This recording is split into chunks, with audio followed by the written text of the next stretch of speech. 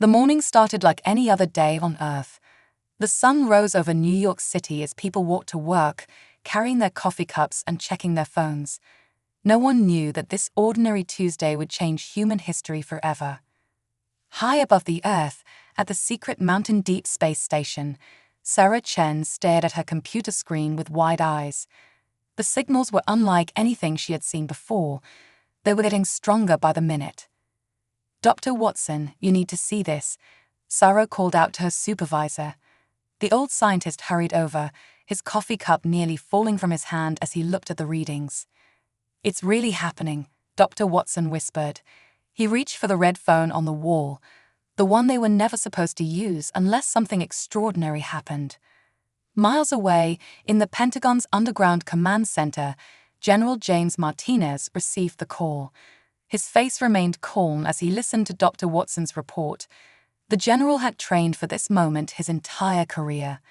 He pressed a button on his desk, and red lights started flashing in military bases worldwide. "Operation Watchman is now active," he announced through the secure channel. "This is not a drill." In orbit, American spy satellites caught the first glimpses. Massive shapes were appearing near Mars, warping space itself as they emerged. They were huge, each one bigger than the largest aircraft carrier ever built. Their dark metal surfaces reflected the sunlight, making them shine like new stars in the morning sky. Back on Earth, people started noticing strange things. Phone signals became fuzzy. TV broadcasts showed static. Internet connections slowed down. Then someone in Tokyo looked up and took the first photo. The image spread across social media in seconds, strange shapes appearing in the sky. The aliens had arrived. But Earth was not as helpless as it seemed. Deep beneath the Rocky Mountains, inside a base that officially didn't exist, Colonel Sarah Rodriguez walked through rows of advanced fighters. These weren't regular military jets, they were spacecraft, built in secret over decades. Each one carried weapons that most humans didn't know existed. "All pilots to their stations," her voice echoed through the underground hangar. Young men and women in flight suits rushed to their ships. They had trained for years in secret, preparing for this exact moment. Around the world, similar scenes played out. Hidden bases in the Sahara Desert, the Australian outback, and the Siberian wilderness came to life. Soldiers moved into position, and defensive systems powered up. Humanity had known this day might come, and they had gotten ready. The alien ships moved closer to Earth, their massive forms now visible to everyone. People gathered in streets, pointing at the sky. Some ran in fear, while others stayed to watch. Police and military units moved into cities, keeping order and directing people to safe zones. In the White House, the president sat with her advisors. Reports came in from every country. The Chinese military was mobilizing. Russian space defenses were online. The European Union had activated its emergency protocols. For the first time in history, all of Earth's nations were working together. The largest alien ship positioned itself over the Atlantic Ocean. It was time for humanity's response. General Martinez looked at the gathered world leaders on his video screen. They all nodded, giving their permission. "Show them," the president ordered. Across Earth, hidden doors in mountains, deserts, and oceans opened up. Advanced radar systems emerged from camouflaged positions, space stations that no civilian knew about decloaked in orbit. Earth's secret defenses, built over 50 years of quiet preparation, revealed themselves to the visitors. The alien ships stopped moving. A message arrived at every major communications center on Earth. The aliens were ready to talk, but they seemed surprised. Their message showed they hadn't expected to find such an advanced civilization. Humanity had a secret. They had detected alien signals 25 years ago. Instead of panicking or ignoring them, Earth's leaders had made a decision. They would prepare. They would build. They would be ready. Now, as the first contact between humans and aliens was about to begin, Earth wasn't helpless. They were prepared for peace, but they had built for war. The aliens would soon learn that humans were not a young, weak species to be conquered. They were a force to be respected. 50 years ago, in a bunker deep beneath the Swiss Alps, 12 people made a decision that would change humanity's future. They weren't world leaders or famous politicians. They were scientists who had discovered something terrifying in space. Dr. Maria Santos played the recording again. The sound filled the underground room, a pattern of signals from a distant star system. "It's not random noise," she explained to the others. "These are engine signatures, thousands of them, all moving together." What made the room fall silent wasn't just the alien signals. It was the computer's analysis of their direction. They were moving from star to star, and their path would eventually lead to Earth. Professor Chen stood up, his hands shaking slightly. "We have a choice," he said. "We can tell the world and create panic. Or," he paused, looking at each person in turn, "we can be smart about this." That meeting created Project Lighthouse, humanity's secret preparation for alien contact. But they did something unexpected. Instead of building just weapons, they built something much more clever. In the present day, General Martinez walked through a massive underground factory in Antarctica. Robotic arms assembled what looked like regular satellites, but these weren't for TV or GPS. Each one was a decoy, designed to make Earth's technology look less advanced than it really was. "The best defense," Martinez said to the new recruits following him, "is making your enemy underestimate you." Above them, through layers of ice and snow, the alien ships still hung in Earth's orbit. They had been sending messages for 6 hours now, trying to talk to what they thought was a barely space-capable civilization. They didn't know about the quantum computers hidden in Death Valley. They hadn't detected the antimatter production facility under the Amazon rainforest, and they certainly didn't know about Operation Mirror. In her office at the real United Nations building, the one 300 feet below the fake one in New York, Ambassador Sarah Chen, Dr. Chen's daughter, prepared for humanity's first conversation with the aliens. But this wouldn't be a normal diplomatic meeting. "Begin Phase 2, she ordered. Across the globe, hidden facilities activated their special equipment. Every satellite, radio telescope, and communication device on Earth started broadcasting. But they weren't sending random signals. They were creating a massive illusion. To the aliens' sensors, Earth suddenly seemed to become transparent. They could see through the oceans and into the ground. Or at least, that's what humanity wanted them to see. Show them exactly what we prepared, Ambassador Chen said with a slight smile. The aliens saw old missile silos from the Cold War. They detected primitive nuclear reactors. They found early-stage spaceship designs. Everything they saw made Earth look like it was decades behind their technology. But they didn't see the real bases. They didn't detect the quantum shield generators or the time dilation defense systems. The aliens didn't realize they were seeing a carefully crafted stage play, designed over 50 years to trick any invading force.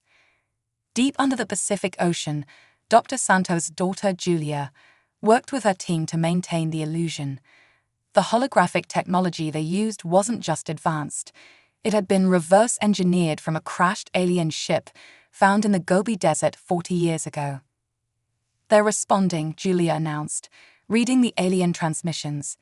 "They think we're primitive but promising. They're offering to help us advance." She laughed softly. "Just like Mom said they would." The aliens had fallen for humanity's greatest trick. While they thought they were dealing with a young civilization in need of guidance, Earth's real capabilities remained hidden, ready to be revealed if the aliens proved hostile. In his private office, General Martinez looked at an old photograph from that first meeting in Switzerland. His mother, Dr. Santos, stood among the original 12 scientists. "You were right, Mom," he whispered. "The best weapon isn't a gun or a bomb. It's making your enemy think they're smarter than you." As the aliens prepared for their first face-to-face meeting with Earth's leaders, they had no idea they were walking into the most elaborate trap in human history. Humanity wasn't just ready for war, they were masters of deception. And soon, the aliens would learn just how badly they had been fooled. The meeting room inside the United Nations building was a masterpiece of deception. Every outdated computer screen, every primitive security camera, even the slightly flickering lights, all carefully designed to make Earth look less advanced than it was. Ambassador Sarah Chen sat at the large round table, watching as the alien delegation entered. They were tall, their blue-tinted skin shifting colors as they moved. The leader, who called himself First Speaker Zarkax, walked with the confidence of someone who thought they held all the cards. If only they knew about the quantum scanner hidden in Sarah's wedding ring, analyzing their every move. "Welcome to Earth," Sarah said, using regular English. The aliens' universal translators buzzed as they converted her words. What they didn't know was that Earth had already cracked their language 20 years ago, thanks to their intercepted communications. "We are honored," Zarkax replied, his translator making the words sound mechanical. "The Galactic Council has long watched your world's progress. We believe you are ready for guidance." In her hidden earpiece, Sarah heard General Martinez's quiet chuckle from his command center. The aliens had fallen for their act completely. But then something unexpected happened. One of the younger aliens, standing near the back, frowned at his handheld device. "First Speaker," he said in their language, not realizing humans could understand, "I'm detecting unusual energy readings." Sarah's heart skipped a beat. Had they discovered one of the quantum shield generators? But her training kicked in. She pretended to look confused at their foreign words, playing the role of a primitive human perfectly.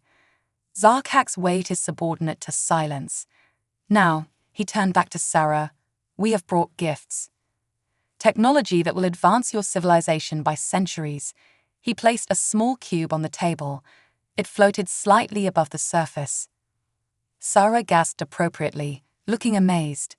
In reality, Earth had developed similar technology 30 years ago, but now came the tricky part. "This is incredible," she said, reaching for the cube. As her fingers touched it, the quantum scanner in her ring analyzed its complete structure. The data streamed to hidden servers where Earth's scientists could study it.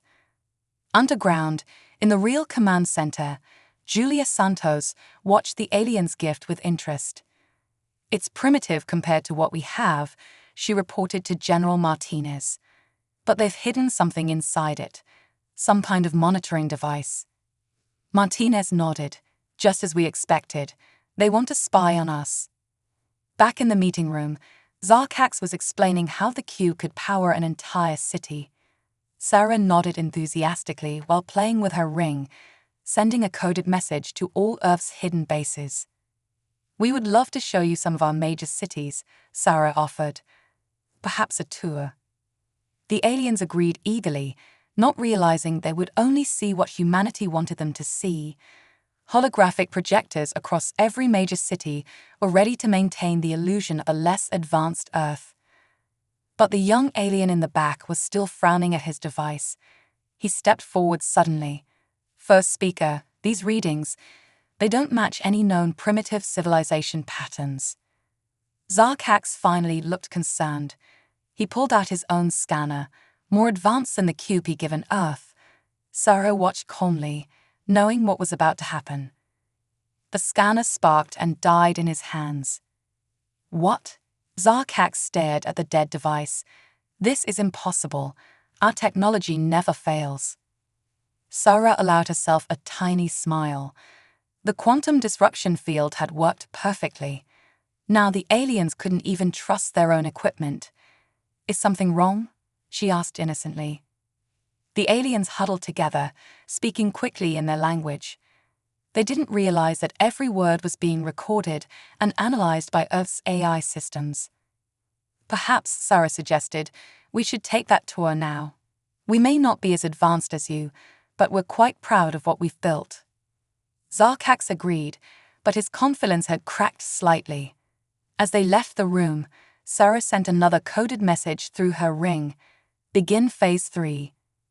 Across Earth, hidden technologies started powering up, ready for the next stage of humanity's plan. The aliens thought they were going on a simple tour. Instead, they were walking into an elaborate demonstration of exactly what humanity wanted them to see. And deep underground, Julia Santos prepared the biggest surprise of all, because this tour wouldn't just show the aliens what Earth wanted them to see, it would make them question everything they thought they knew about humans.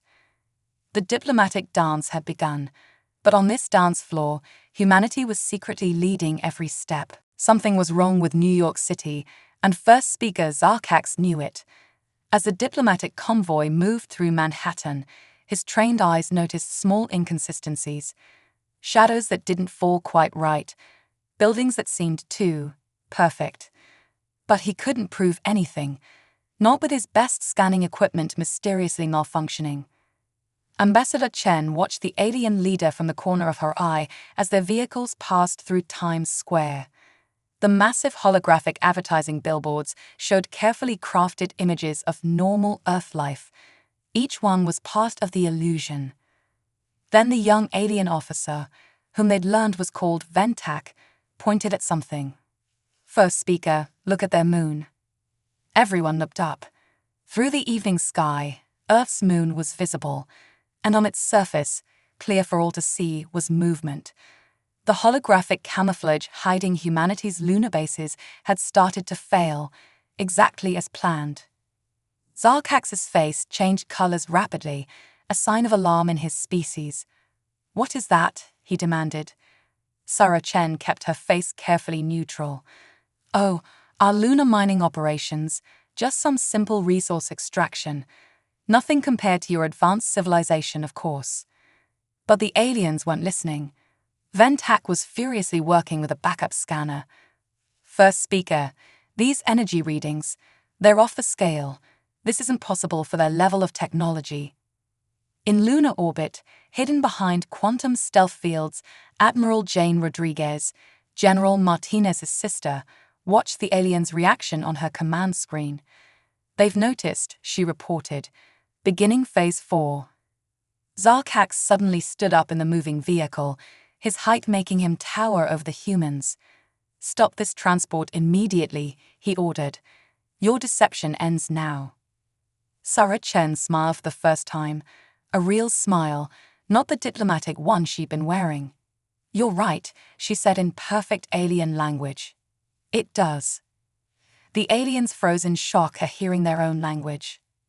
Above them, the perfect New York sky flickered once, then vanished.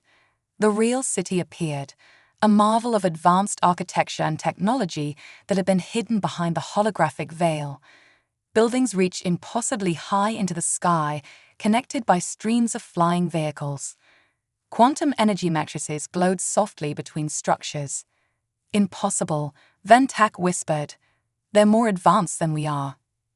But Sarah wasn't finished. She reached up and removed their necklace, revealing it to be a highly advanced holographic projector.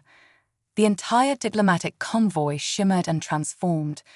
What the aliens had thought were simple cars were actually quantum-locked hover vehicles.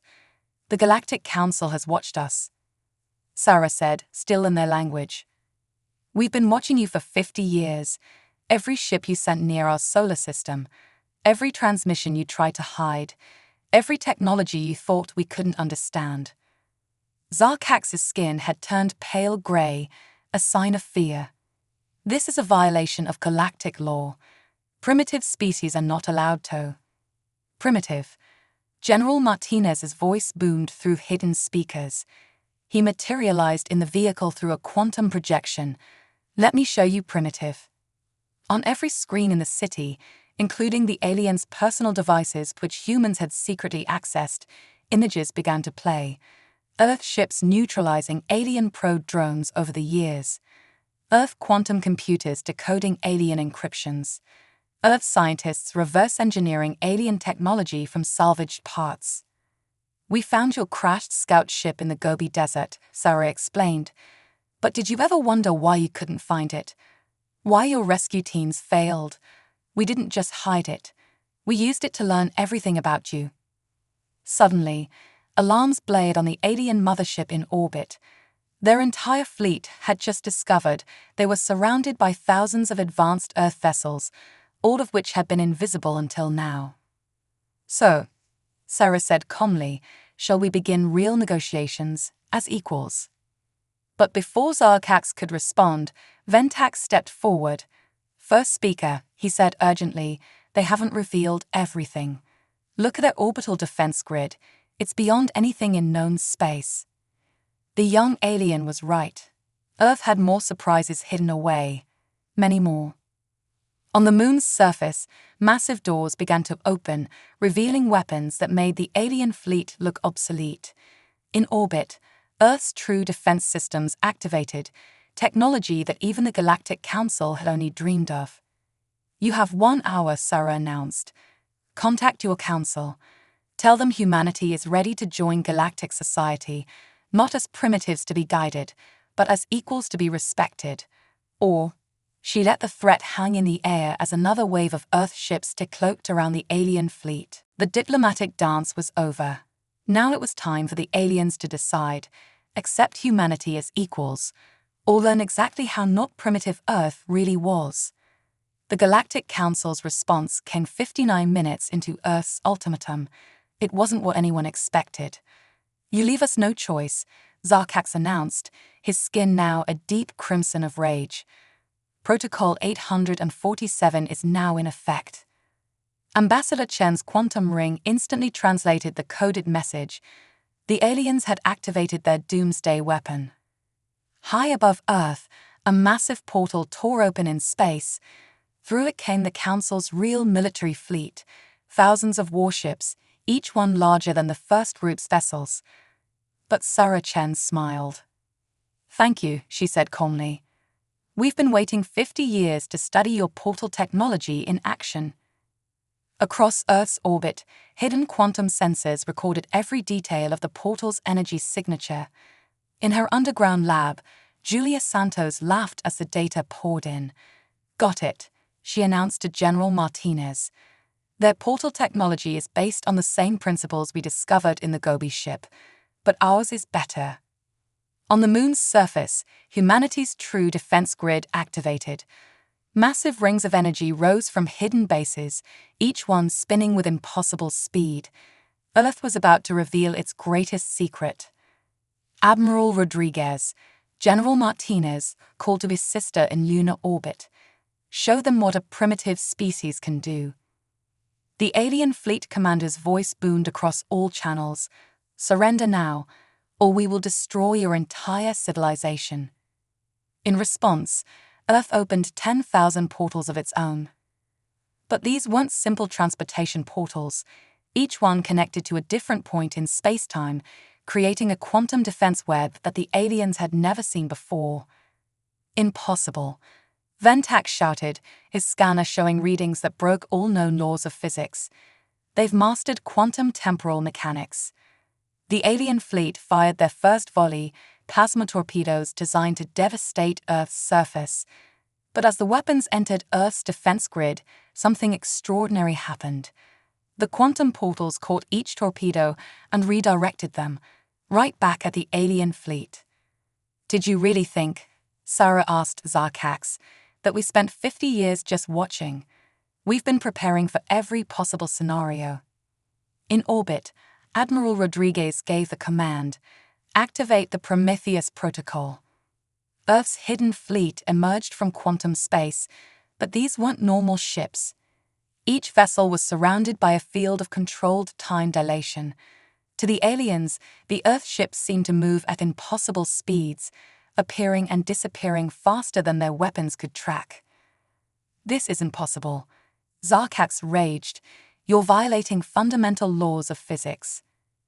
No, Sarah corrected him. We're just better at physics than you are. Deep under the Pacific Ocean, Julia Santos activated humanity's next surprise. Quantum entanglement generators hidden in Earth's core began to power up. The planet itself became part of humanity's defense system.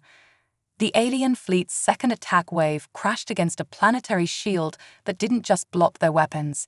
It absorbed the energy and redirected it to power Earth's defenses.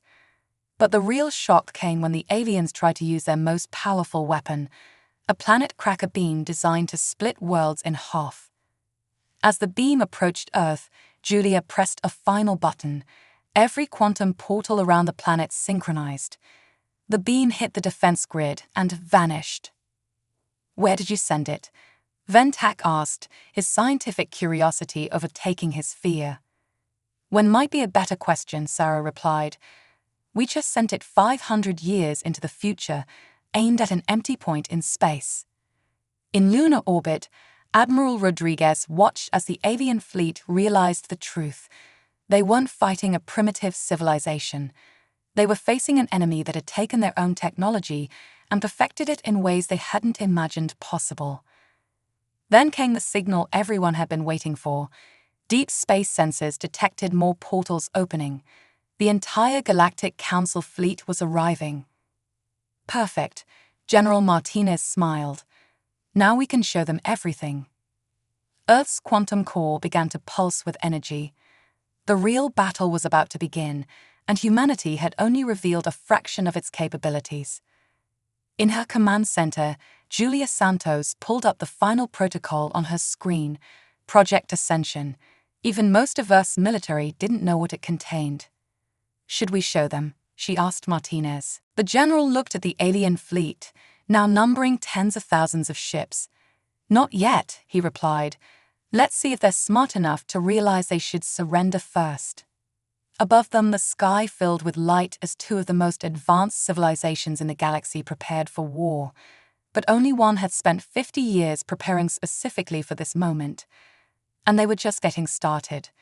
The Galactic Council's Supreme Commander looked exactly like what you'd expect. Tall, imposing, with skin that shimmered like polished metal. His hologram filled the space above Times Square, addressing humanity directly. "You've violated the natural order," his voice boomed. "Species must develop gradually, under our guidance. Your rapid advancement is an abomination." Julia Santos, watching from her command center, couldn't help but laugh. "Should we tell him about Project Ascension now?" "Not yet," General Martinez replied. "First, let's show them why rushing to attack Earth was their biggest mistake." In orbit, the massive alien fleet had surrounded Earth's defense grid. Their sensors showed exactly what humanity wanted them to see, a complex but theoretically beatable defense system. Admiral Rodriguez gave the signal, "Execute Chimera Protocol." What happened next defied even the aliens' understanding of physics. Earth's quantum defense grid didn't just activate, it evolved. The energy patterns shifted and changed like living things, adapting in real time to every scan and probe the aliens sent. Impossible. The Supreme Commander's hologram flickered. "Their technology is learning." "No," Sarah Chen replied, standing calmly in the street below his massive image. "It's not learning, it's remembering."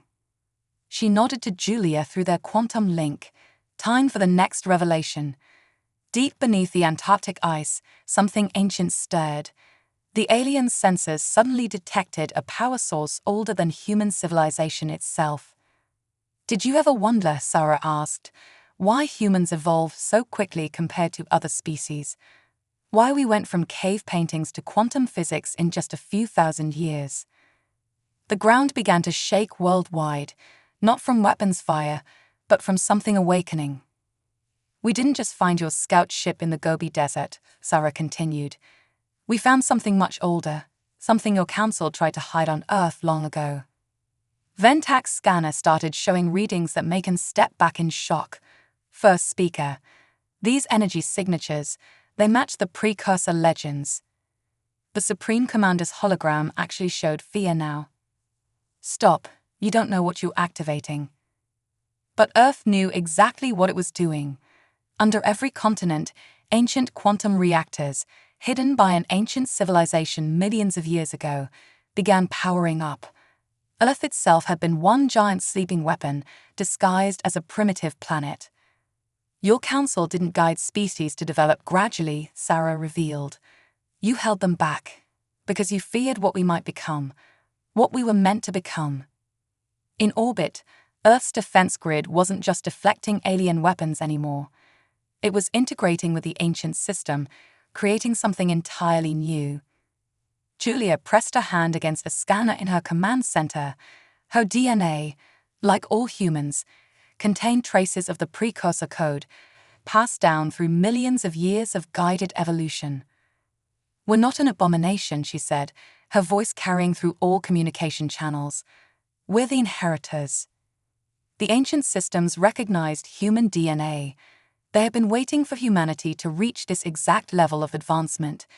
Everything, Earth's rapid technological development, humanity's unusual creativity, even their ability to reverse engineer alien technology so quickly, had been part of the precursor's plan. Admiral Rodriguez watched as her fleet's quantum drives synchronized with the ancient network.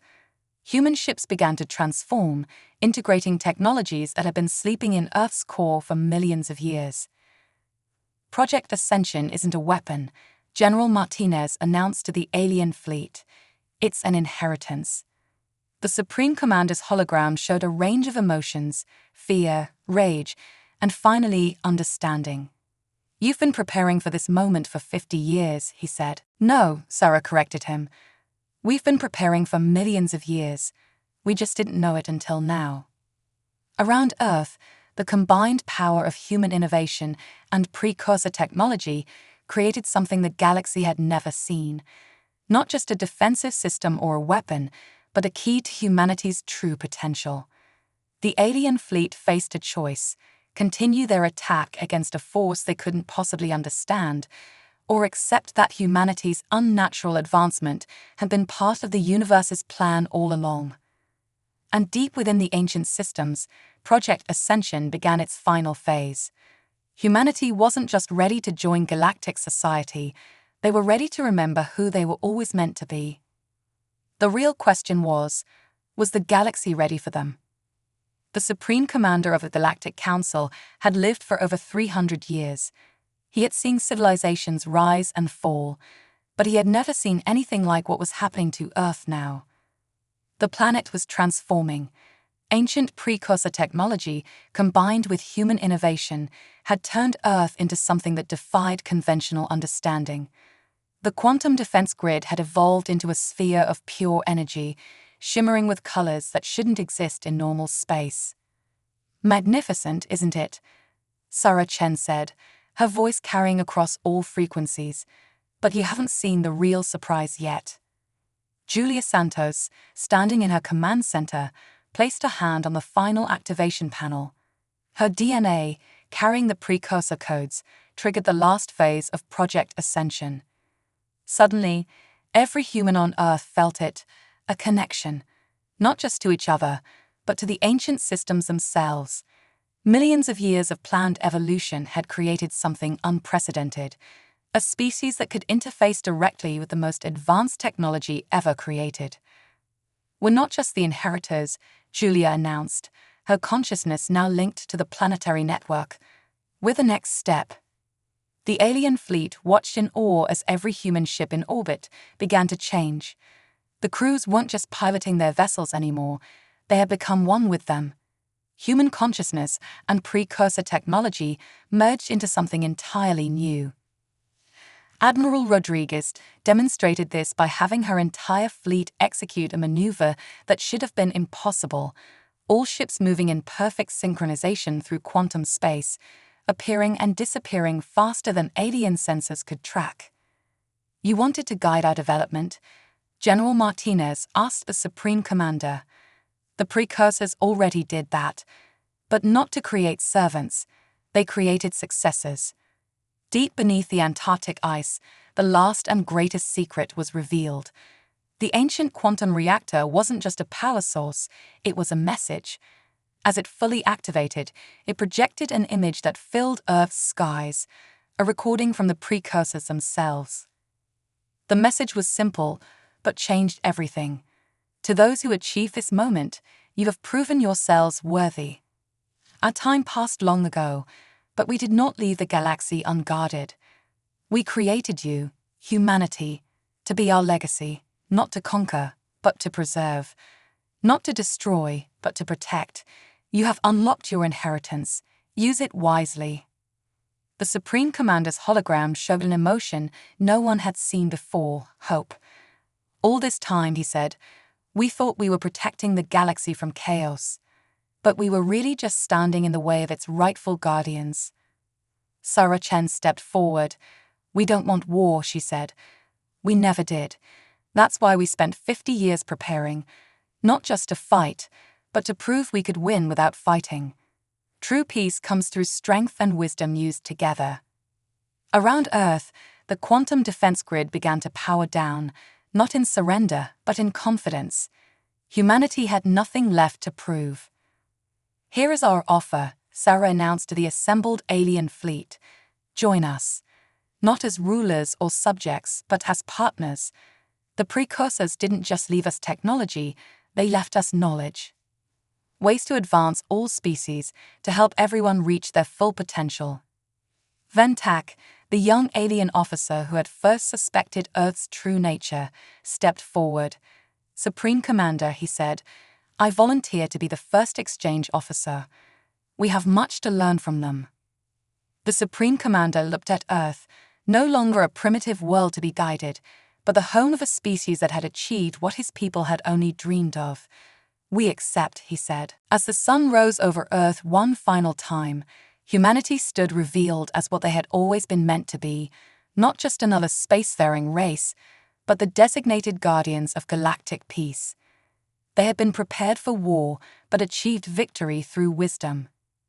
Project Ascension was complete. Humanity had ascended not to conquer the galaxy, but to protect it, just as they had been protecting Earth all along. In her command center, Julia Santos looked at the final message from the precursors. The true test of advancement is not in the weapons you build, but in knowing when not to use them.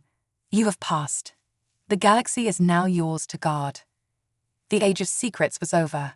The age of guardianship had begun. And somewhere, on a distant world, another precursor site began to stir, waiting for its own inheritors to prove themselves worthy. Because Earth wasn't the only world the precursors had prepared. The galaxy's story was just beginning.